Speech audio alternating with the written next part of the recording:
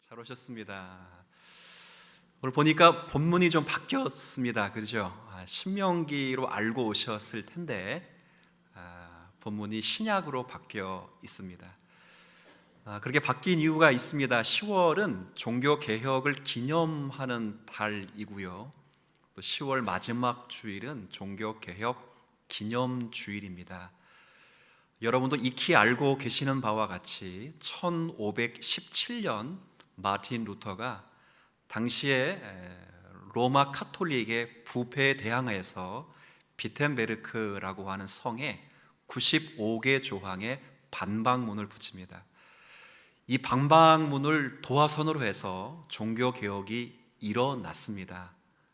그날이 이제 10월 30일인데 이제 우리가 종교 개혁을 기념함에 있어서 우리 종교 개혁을 기념할 때 주의해야 할 사항은, 세상학자들은 종교 개혁을 정치적인 개혁이다 혹은 윤리적인 어떤 개혁이라 이렇게 말을 하지만, 참된 신앙인들은 종교 개혁은, 한번 따라해 주시겠어요?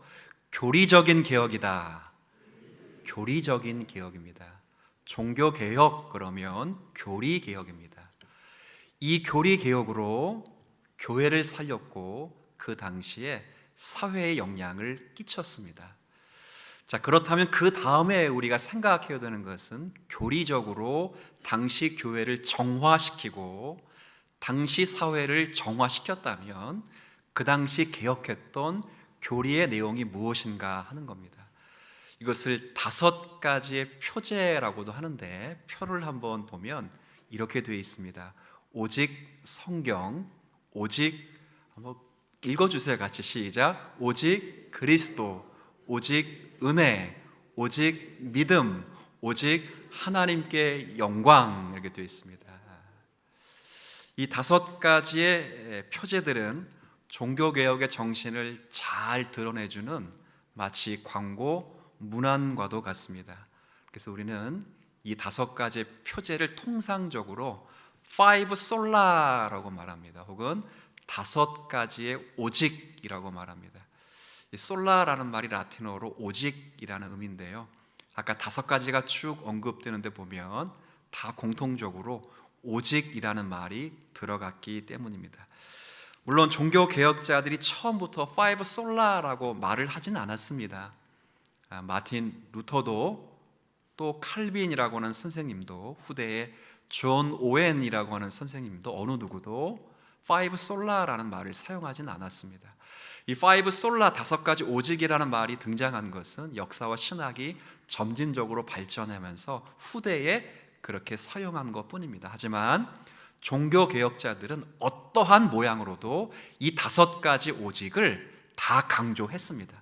Five Sola라고 말은 하지 않았지만 오직 성경으로부터 오직 하나님께 영광이라고 하는 이 5가지 표제를 종교개혁의 표지로 삼았고요, 교회를 살리는 어떤 모토로 삼았기 때문에 종교개혁의 후예들이라면, 개신교들의 신도들이라면 이 5가지의 오직이 담고 있는 의미를 잘 이해하는 그런 마음이 필요하겠다 싶어서, 물론 설교 가운데도 종종 이 5가지를 어떻게 녹여서 여러분에게 설명을 늘 드렸습니다만, 5가지를 매 주마다, 10월달은 또 감사하게도 5주가 있더라고요. 그래서 5주가 있으니까 이거 잘 걸렸다 해서 매주 하나씩 오직이라는 명칭을 붙여서 살펴보려고 합니다.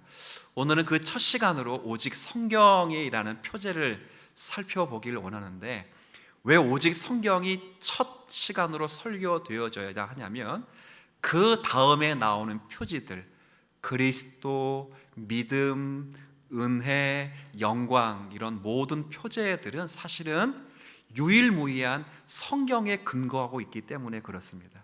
바꿔 말하면 성경이 아니고서는 그리스도를 알 수 없고, 성경을 통하지 않고서는 하나님의 은혜를 알 수 없으며 믿음의 내용을 가질 수 없습니다. 성경을 통하지 않고서는 하나님께 영광을 돌릴 수 없기 때문에 오직 성경이라고 하는 모토를 가장 먼저 중시 여기면서 여러분에게 설명을 드릴 텐데, 오늘은 특별히 바울이 젊은 목회자에게 썼던 편지이자 권면인 이 디모데 후서의 말씀을 통해서 제가 여러분에게 오직 성경의 뜻이 세 가지 정도로 여러분에게 말씀을 드리려고 합니다. 첫 번째, 오직 성경이 가지고 있는 첫 번째 뜻은 우리가 믿어야 될 유일무이한 하나님의 말씀이라는 뜻입니다. 첫 번째는 성경은 하나님의 뭐라고요? 말씀이라는 뜻입니다. 그러니까 오직 성경, 그러면 오직 성경이라는 말은 성경만이 오직 하나님의 말씀이라는 뜻입니다. 그럼 당시에 하나님의 말씀이 많았던 거지요. 여러 가지가 많지만 교황이 하나님의 말씀이다, 면제부가 하나님의 말씀이다, 여러 가지가 말씀이 많지만 종교개혁자들은 그런 많은 말씀이 진짜 하나님의 말씀이 아니라 유일무이한 하나님의 말씀을 지금 꼽으라면 무엇밖에 없다고요? 하나님의 말씀인 성경밖에 없다, 그 말입니다. 우리가 먼저 생각해야 될 것은 하나님은 일단 어떤 하나님이신가? 그러면 이것도 한번 따라해 볼게요. 하나님은 말씀하시는 하나님이시다. 믿으십니까? 하나님은 말씀하시는 하나님이십니다. 삼위일체 하나님은 서로 말씀으로 교제하시며 교통하십니다. 성부는 성자와 말씀을 나누셨고 교통하셨습니다. 성령께서도 성부와 성자와 말씀을 나누셨고 교제하시면서 교통하십니다. 우리가 믿고 있는 삼위일체 하나님은 그렇게 말씀을 통해서 교제하시며 교통하시는 성삼위일체 하나님이십니다. 우리가 말을 알고 우리가 말을 배울 수 있었던 것도 하나님께서 여러분을 말할 수 있는 존재로 지으셨기 때문이고, 하나님이 여러분에게 말씀을 걸어 오셨기 때문에 모든 피조물 중에서 인간만 말을 알고 말을 배울 수 있었던 것입니다. 하나님은 말씀하셨습니다.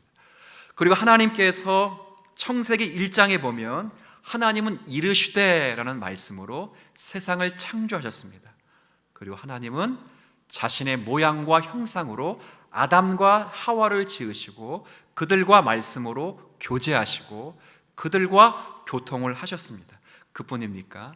하나님이 지으신 천지의 모든 만물이 지금도 아까 정성철 집사님이 찬양하신 것처럼 꽃들도, 제가 기억력이 짧은 것 같아요. 꽃들도, 바람도, 구름도, 파도도 지금까지 창세기 시편 19편 1절에 하늘이 하나님의 영광을 선포하고 궁창이 하나님이 하신, 손으로 하신 것을 우리에게 나타내는도다 하면서 지금도 일반 역사 가운데 창조물이 하나님의 살아계심과 하나님의 존재하심을 끊임없이 우리에게 알려오십니다. 로마서 1장에 보면 그래서 바울이 하나님을 알만한 지식이 온 우주물에 팽배하기 때문에 어느 누구도 하나님을 모른다고 핑계할 수 없다고 되어 있습니다. 하나님 지금도 우리에게 말씀을 걸어오시는 하나님이십니다. 그뿐입니까? 하나님은 인간이 불순종한 이후에도, 타락 이후에도 구약에 끊임없이 선자를 통해서 우리에게 구원의 복음을 말씀으로 주셨습니다. 그리고 때가 되어서 그리스도 예수가 이 땅에 오심으로 말미암아 그분은 말씀이 육신이 되어서 하나님의 성육신 되신 말씀으로서 우리에게 당신의 뜻을 분명하게 가르쳐 주셨습니다.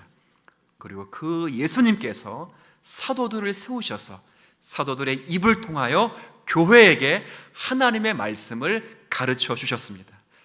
제가 무엇을 말씀하는 것일까요? 이 모든 것이 우리에게 설명하고 있는 것은 하나님은 지금도 말씀하시는 하나님이시다, 그 말입니다.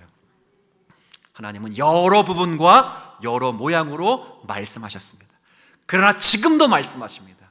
이제는 예수 그리스도로 우리에게 말씀하십니다. 그래서 바울은 뭐라고 말하지요? 오늘 읽었던 14절과 15절 말씀인데 제가 한번 다시 15절 앞부분까지 읽겠습니다. 그러나 너는 배우고 확실한 일에 거하라. 너는 내가 누구에게서 배운 것을 알며 또 어려서부터 무엇을 알았다고 되어 있죠? 성경을 알았나니 라고 되어 있습니다. 바울은 디모데에게 네가 배우고 확실한 일에 거하라 라고 말씀하시면서 그 배우고 확실한 일의 근원이 성경임을 분명히 두고 있습니다. 그리고 이 성경을 디모데가 누구로부터 배웠다라고 말했는데 1장 5절에 보면 그의 외할머니로부터 배웠고 어머니로부터 배웠다라고 말합니다. 그러면 그 두 분은 누구로부터 배웠겠습니까? 구약의 선지자의 글을 통해서 배웠고 이후에 사도들의 교훈을 통해서 배웠습니다. 제가 지금 여러분에게 말씀드리고 싶은 주된 내용은 이미 그 시대에 신자들에게 하나님의 말씀이 널리 퍼져 있었다는 것입니다. 바울이 디모데에게 분명히 너가 배우고 믿고 확신했던 성경이 이미 존재했다. 그 성경은 네가 처음 존재해서 발견한 것이 아니라 너의 어머니, 외할머니도 그 성경을 받고 있었다. 그 성경은 사도들로부터 그리고 구약의 선지자들로부터 늘 듣고 있었던 것이다 라고 말합니다. 무슨 말씀입니까? 이미 그 시대에도 하나님의 말씀이, 권위 있는 말씀이 존재하고 있었다 그 말입니다. 바꿔 말씀드리면 교회가 하나님의 말씀을 정한 것이 아니라 이미 존재하고 있는 하나님의 말씀이 교회로 하여금 이것이 하나님의 말씀이라고 하고 정경으로 받아들여지게끔 역사하셨다 그 말입니다. 이게 굉장히 중요한 것입니다. 제가 왜 이런 말씀을 여러분에게 드리냐면 당시 중세 교회에는 하나님의 말씀을 믿으면서도 하나님의 말씀을 권위 있는 하나님의 말씀으로만 생각하지 않았습니다. 왜 그러냐면 이 성경을 정한 것이 성경 66권을 하나님의 말씀으로 정한 것이 교회라고 생각했기 때문에 말씀보다 교회의 권위를 더 높이 생각했습니다. 그리고 교회의 가장 수장인 교황의 권위를 훨씬 중요하게 생각을 하고 있었던 것입니다. 그래서 교회는 성경을 감추었습니다. 성도들이 성경을 읽지 못하도록 했고 이 성경을 오직 사제들의 전유물로 갖고 있어서 성도들이 성경을 읽는 대신 그림을 보게 했습니다. 우리 교회도 가끔 보면 이 구석구석에 그림들이 있습니다. 그림을 붙였습니다. 그리고 성상을 만들었습니다. 그리고 거기 또 모자라서 면죄부를 만들었고 또 금욕적인 생활을 만들었고 고해 성사를 만들었습니다. 성경을 감춘 것입니다. 그래서 결국 로마 중세교회는 성경을 읽지 못함으로 하나님의 복음의 비밀을 깨닫지 못해서 하나님을 향한 그 말씀을 가리우게 만들어 버린 것입니다. 그렇지 않습니다. 하나님 지금도 말씀을 통해서 말씀하시기 때문에 신앙인들의 가장 권위를 두어야 될 것이 하나님의 말씀이라고 하는 것입니다. 목사의 설교가 권위 있는 것은 목사의 인품이나 목사의 실력에 있는 것이 아니라 목사가 하고 있는 이 말씀이 성경의 권위에 두었다면 그 설교는 권위 있는 하나님의 말씀임을 믿으시길 바랍니다. 당회가 권위 있는 것은 당회에 실력이 있는 사람이 있거나 능력이 있는 사람이 있거나 철학적인 사조가 풍부해서 당회에 권위 있는 것이 아니라 당회의 권위가 성경에 근거하고 당회의 결정이 성경에 근거하기 때문에 그 당회가 권위 있는 줄 믿으시기를 바랍니다. 얼마 전에 합신교단에서 한 교회를 제명시키고 이렇게 면제시켰습니다. 합신교단은 저희처럼 굉장히 보수적인 교단이고요. 종교개혁의 개혁 정신을 누구보다도 잘 이어오는 교단입니다. 한 교회를 면제시켰는데 그 면제시킨 이유는 교회가 동성애를 찬성하는 것을 통과시켰기 때문입니다. 근데 너무 안타까운 것은 목사님이 이것을 성경의 권위로 묻지 않고 공동의회의 권위로 물은 것입니다. 그랬더니 성도들의 다수결의 원칙에 의해서 동성애가 성경적으로 뭐 문제가 있어도 동성애를 인정하느냐 인정하지 않느냐를 다수결의 원칙으로 물었습니다. 근데 많은 신앙인들이 동성애자들도 하나님의 사랑을 받을 수 있다라는 마음을 갖고 있었기 때문에 동성애를 찬성을 통과시켰습니다. 그 교회는 동성애를 합법적으로 찬성을 했던 것입니다. 그래서 면제시키고 제명시켰습니다. 잘한 것입니다. 근데 제가 볼 때 안타까운 게 뭐냐면 교회와 목사님이 그런 중차대한 문제를 성경의 권위에 묻지 않고 공동의회에 물었다는 것입니다. 축이 움직인 것입니다. 정말 잘못된 것입니다.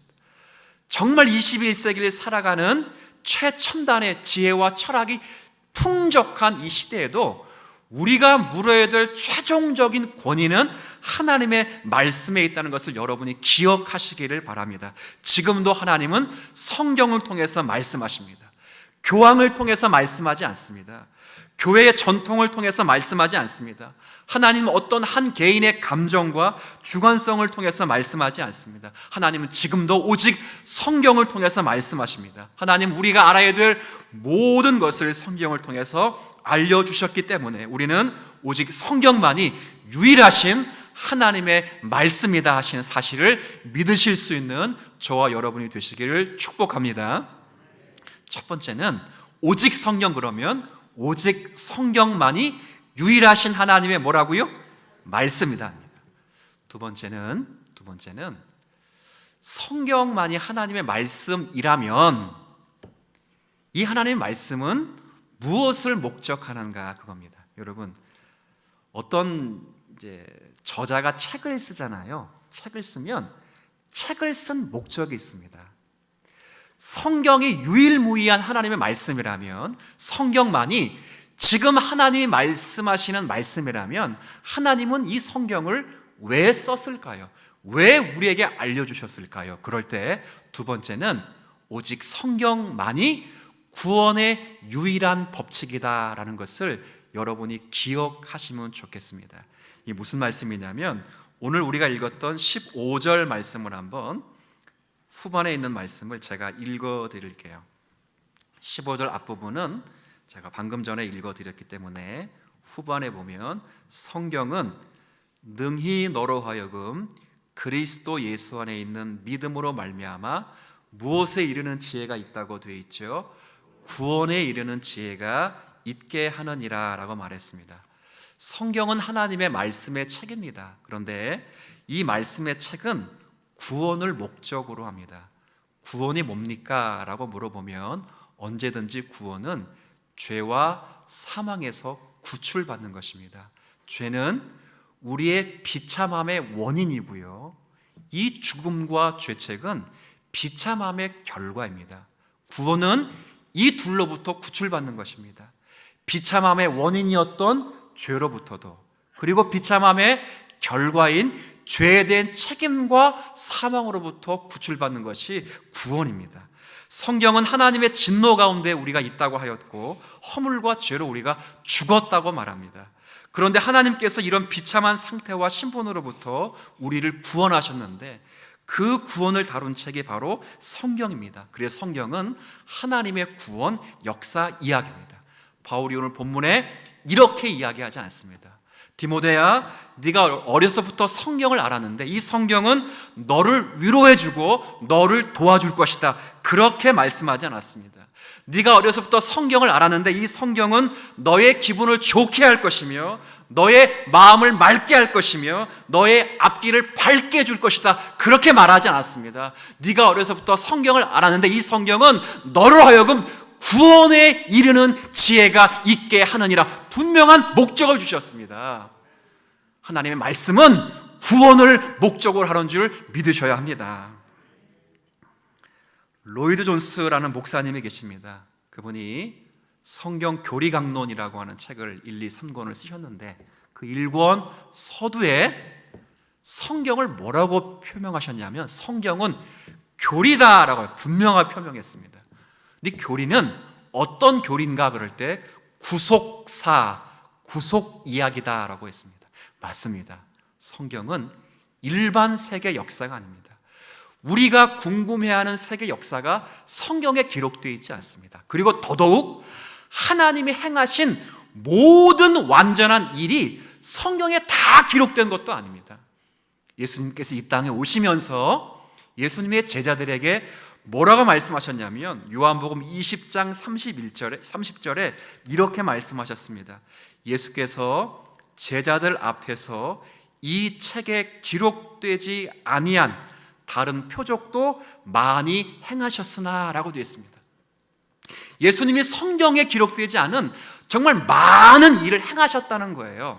근데 내가 이것을 기록하면, 오직 이것만을 기록하고 있는 것은 너희로 예수께서 하나님의 아들 그리스도이심을 믿게 하려 함이라. 그 다음을 보세요.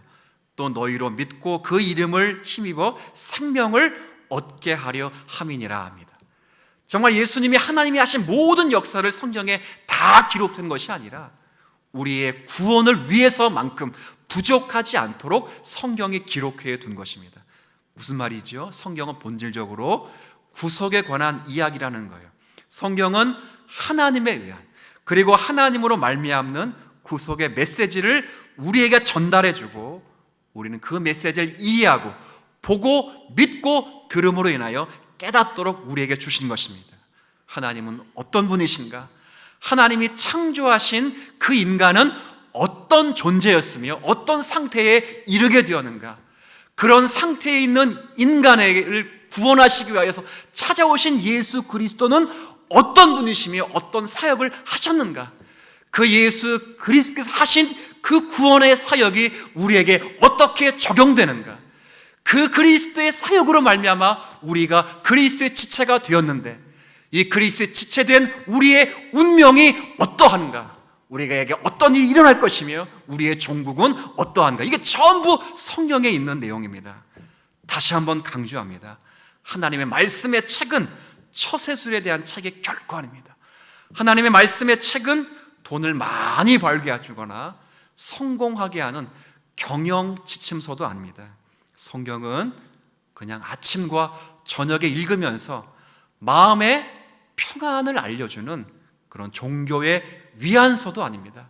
성경은 공부 못하는 아이들에게 많이 읽히면 지혜가 생긴다고 해서 공부 잘하게 해주는 그런 논리서와 참고서도 아닙니다.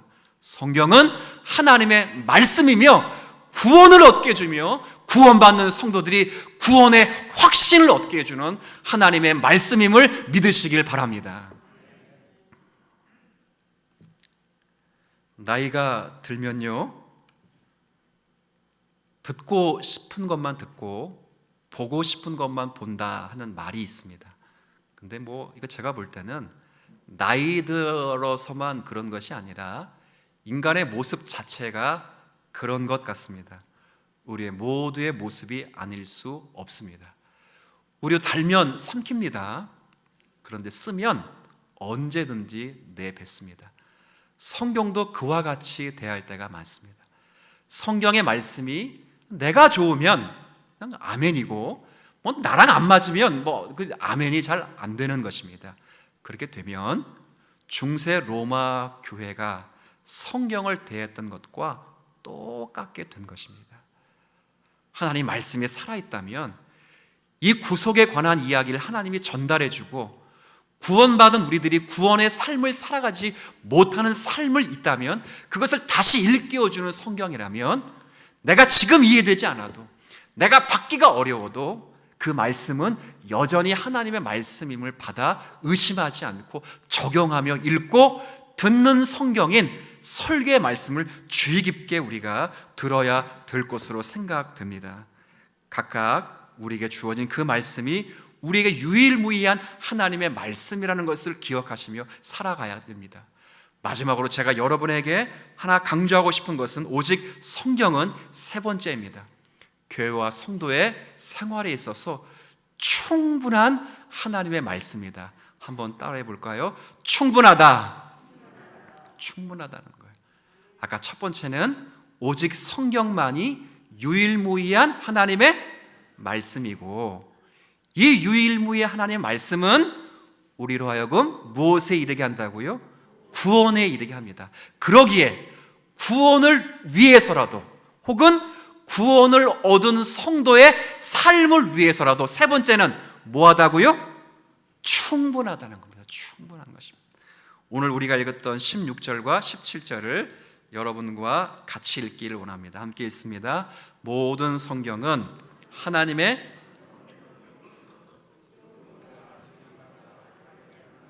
의로 교육하기에 유익하니 이는 하나님의 사람으로 온전하게 하며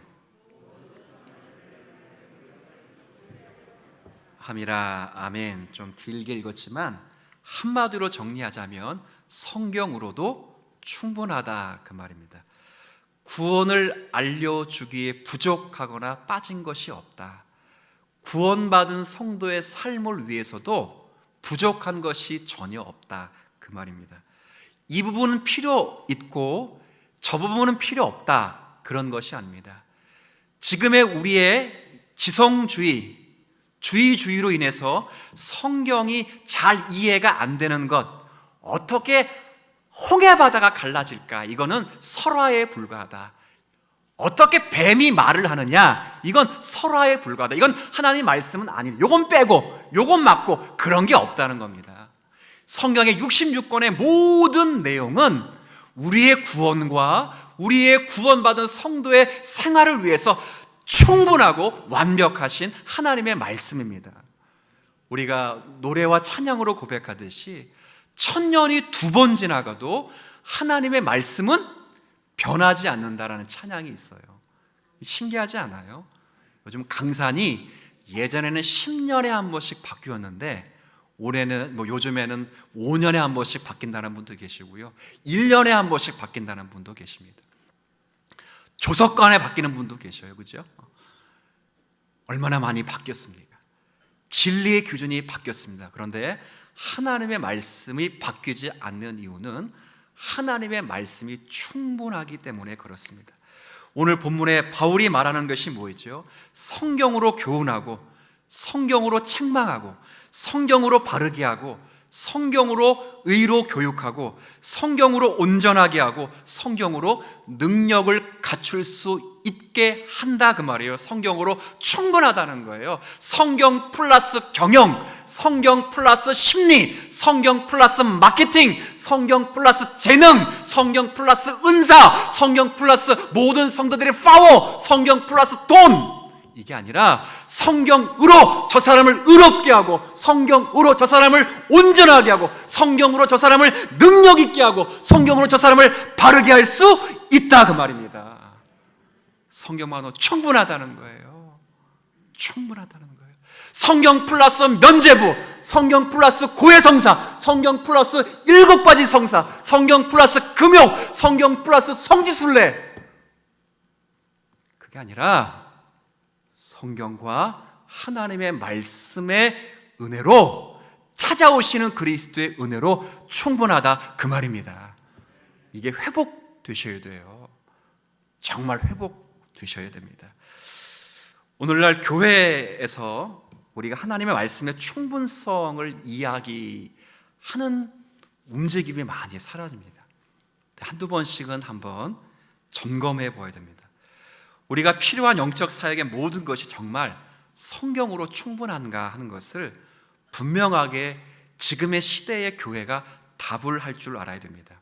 근데 제가 볼 때 불행히도 많은 교회와 성도들이 성경을 하나님의 말씀이다, 그리고 신앙의 행위에 있어서 참 규율 있는 흠 없는 하나님의 말씀이다 믿으면서도 우리의 삶에 있어서는 실제적으로 효과가 없다라고 생각하거나, 무엇을 이루기 위해서는 성경 말고도 무엇을 더해야 된다라고 생각하는 사람과 교회가 정말 많습니다. 정말 많습니다. 그래서 불행히도 저마다 앞다투어서 설교를 축소합니다. 여러분, 저 같은 설교는 사실 지금 시대에 인기가 없습니다. 제가 이 교회 처음 부임해서 설교를 46분, 7분 했습니다. 그랬더니 성도님들이 한 몇 개월 들으시더니 지금 해서 하는 말입니다. 우리 아내를 통해서 설교가 너무 길다고 했습니다. 그래서 제가 용감하게 7분 정도로 줄여서 37분을 8분을 하기 시작했습니다. 그러더니 말이 빨라지기 시작합니다. 한 1년 지나니까 뭐 길다는 말은 안 하는데 어떤 분이 그러시더라고요. 요즘 교회가 부흥하려면 설교는 25분에 끝내줘야 된다고 그래요. 제가 아무리 짧게 해도 안 되더라고요. 그럼 많은 교회들은 25분에 설교하면서 뭐 할까요? 설교 대신 축소해서 그 자리를 흥미있는 노래로 메꾸거나 드라마를 상영하거나 영화를 제작해서 보는 것으로 만족시켜 버립니다. 또 성경 이야기를 하다가 목사님이 예화로 도발하기도 하고 성경을 푸는 것 같은데 또한 잡다한 세상 이야기를 얼버무리면서 성경 설교를 하기도 합니다. 여기에 교회의 마케팅이 도용되고 경영학이 도용되고 여기에 심리학이 도용되면서 많은 교회들이 교회를 운영하기에 이르렀습니다. 성경은 주변으로 물러가고 비냐드 운동이라든가 신사도 운동 같은 잡기한 것이 들어왔습니다. 여러분, 이런 것들은 잠시 우리의 귀를 만족시킬 수 있고 우리의 호기심을 자극시킬 수 있지만 아까 말씀드렸죠? 죄로 물든 우리의 영혼을 구원시키거나 구원을 받은 저와 여러분의 신앙생활을 온전하게 하실 수는 없는 것입니다. 우리를 구원하고 우리를 거룩하게 하는 것은 성경에 있는 것처럼 말씀과 기도로 거룩해지는 줄 믿으시길 바랍니다. 그 말씀을 회복하셔야 되는 거예요. 정말 회복하시는 게 우리의 삶의 자리입니다. 사도 바울이 우리에게 분명히 베드로가 우리가 선언한 것처럼 우리가 거듭나고 구원을 받은 것은 썩어질 씨로 된 것이 아닙니다. 썩지 아니할 씨로 된 것인데 이 썩지 않을 씨는 살아있고 그 다음 뭐라고 되어 있냐면 항상 있는 하나님의 말씀으로 된 것이니라. 살아있고 그 다음 뭐라고 되어 있죠? 항상 있는, 항상 살아있는 말씀이에요. 항상 있는 말씀이에요. 옛날에 필요 있고 지금은 필요 없고 물론 지금도 필요 있지만 조금 더하거나 그런 말씀이 아니라 예전에도 살아있고 항상 있는 말씀, 지금도 살아있고 항상 있는 말씀, 이 말씀을 존중히 여기는 교회는 하나님이 음부의 권세를 물리칠 수 있는 천국 열쇠를 주심을 믿으셔야 됩니다. 우리가 마귀를 이길 수 없습니다. 우리가 하나님의 한 영혼을 변화시킬 수 없습니다. 한 영혼이 구원받는 일, 한 영혼이 천국 가는 일, 사단이 물러가는 일, 사단의 세상의 사단의 역사가 모두 찌그러지는 일은 전부 하나님이 하시는 일입니다. 무엇으로 한다고요? 살아있고, 조금 전에 제가 뭐라 했어요? 괜찮습니다. 괜찮습니다. 항상 있는 말씀입니다. 항상 있는 말씀으로 되는 것입니다. 얼마나 이걸 우리가 소중히 여기는가 생각하셔야 될 겁니다. 그렇습니다. 오직 성경만이 죄인을 거듭나게 하고요, 오직 하나님의 말씀만이 사람을 변화시킵니다. 오직 성경만이 그리스도 교회가 부흥하고 성장하는 힘입니다. 이 하나님의 말씀인 성경만이 죄인을 혁명적으로 변화시키고 하나님의 사람으로 온전케 하실 수 있음을 굳게 믿고 성경을 주야로 묵상하는 성도들이 되어야 될 것입니다. 말씀을 정리하겠습니다. 정말 21세기 한국교회가, 아니 이 세계교회가 반드시 회복해야 될 것이 있다면, 종교개혁을 기념하는 이 달을 맞이해서 첫 번째, 이 주님사랑교회가 반드시 회복해야 될 것이 있다면 오직 뭐라고요? 성경이라고 하는 표제입니다. 하나님의 말씀을 회복하는 것입니다. 왜냐하면 이게 무너지면 다 무너져요. 제가 이것을 보존하기 위해서 세 가지를 말씀드렸는데 표를 한번 보세요. 세 가지를 정리하겠습니다. 제가 읽어드릴게요. 오직 성경만이 유일하신 하나님의, 다른 게 말씀이 아니에요. 교황의 말이 하나님의 말씀이 아니고 면죄부가 말씀이 아니고 오직 유일하신 66권의 성경이 하나님의 말씀입니다. 이 말씀은 두 번째, 무엇을 목적으로 하는가? 오직 성경만이 구원의 유일한 법칙입니다. 성경은 여러분의 행복과 마음의 평안을 주기 위한 것이 아닙니다. 여러분이 복받고 잘 살도록 해주시는 것이 아닙니다. 여러분을 구원 얻도록 하고 구원받은 성도들의 구원의 삶을 위해서 주신 것입니다. 그럴 때 세 번째, 성경만으로 뭐하다고요? 충분하다는 겁니다. 오직 성경만이 교회와 성도의 생활을 위해서 앞에 전적으로 충분한 주의 말씀임을 믿으셔야 됩니다. 과연 우리는 성경을 연구하며 사랑하고 있는가? 제가 자신 있게 물어보고 싶은데 여러분이 자신 있게 대답을 못해서 못 물어보겠습니까? 성경을 정말 사랑해서 매일 성경을 읽고 성경을 묵상하고 있는지, 정말 성경대로 살고 성경대로 기도하고 있는지, 성경은 우리의 인생에서 만나는 폭풍우와 파도를 헤쳐나가는 나침판이 되는지, 성경은 우리의 마음에 불을 붙이는 불이 되며 우리의 영혼의 양식의 만나이며 우리의 인생에 만나는 많은 어려움 중에 있는 나침판이 되어주고 내가 풍성히 누릴 수 있는 기업이 되어가고 있는지, 정말 성경이 그런지를 물으셔야 됩니다. 누가 그러더라고요. 목사님, 의사의 말은 잘 듣는데 성경의 하나님 말씀은 잘 순종이 안 되더라고요.